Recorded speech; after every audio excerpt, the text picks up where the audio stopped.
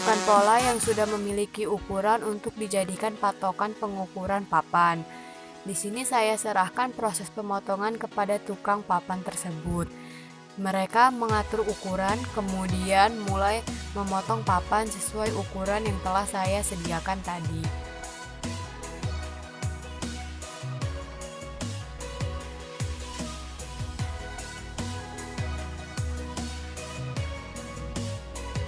Berikut cuplikan sekilas proses pemotongan papan.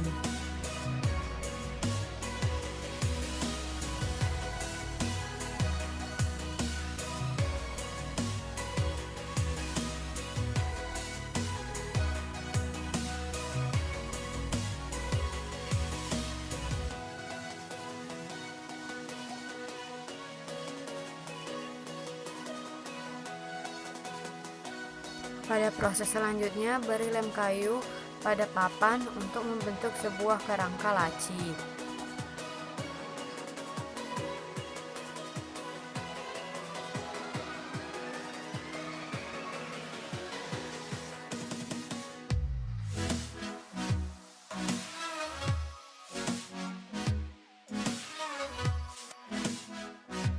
Jika kerangka sudah terlihat, maka kuatkan sisi-sisinya dengan menggunakan paku. Tahap selanjutnya memberi tulang pada sisi dalam laci. Jika dirasa sudah cukup pas, maka kuatkan dengan paku. Selanjutnya, letakkan bagian dalam laci menggunakan papan yang telah tersedia ukurannya dan dekatkan dengan paku. Karena saya membuat sekat juga dalam laci tersebut, maka atur sekat kiri dan kanan sehingga ukurannya pas dan kemudian dekatkan dengan paku agar kuat. Tahap selanjutnya membuat penutup bagian bawah laci. Selanjutnya sambungkan papan lainnya dengan sisi laci menggunakan engsel dan buat kaki meja menggunakan kayu lat dan hubungkan dengan engsel agar dapat dilipat kaki meja tersebut. Kemudian buatlah roda bagian bawah pada laci agar laci dapat dipindahkan dengan mudah. Tahap selanjutnya, buatlah bagian atas esel menggunakan kayu yang telah diatur ukurannya dan rekatkan dengan paku.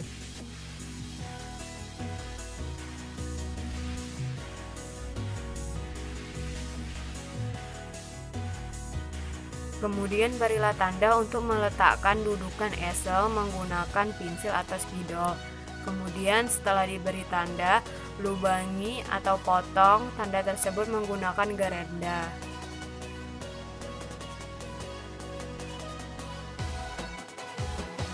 Selanjutnya buatlah dudukan kerangka esel seperti di dalam video ini.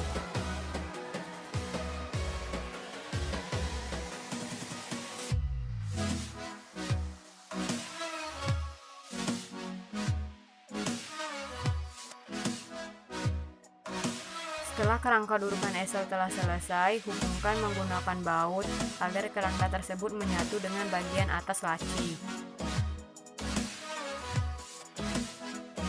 Lalu buatlah kerangka penyangga esel dan sambungkan bagian atas esel pada kerangka tersebut. Tahap selanjutnya dengan membuat penutup pada laci. Di sini kita menggunakan kayu yang telah diatur ukurannya dan dihubungkan menggunakan engsel. Tahap selanjutnya pengamplasan berguna untuk menghaluskan bagian-bagian serat kayu yang masih kasar. Dan tahap terakhir ialah finishing. Di sini saya menggunakan politur sebagai pelapis dari produk ini. Anda harus memiliki laci ini karena laci ini memiliki desain serta kegunaan yang multifungsi. Memiliki roda di bawah, laci ini dapat kita pindahkan sesuai kemauan kita. Jika kita letakkan di sudut ruangan, dapat dijadikan sebuah laci sudut yang dapat diletakkan barang di atasnya. Laci ini juga memiliki fungsi lain, yaitu sebagai meja belajar. Di sisi kanan dan kiri terdapat sebuah kaki meja yang dapat kita tarik sehingga membentuk sebuah meja. Di sini akan saya contohkan dan akan saya jadikan sebagai meja belajar saya.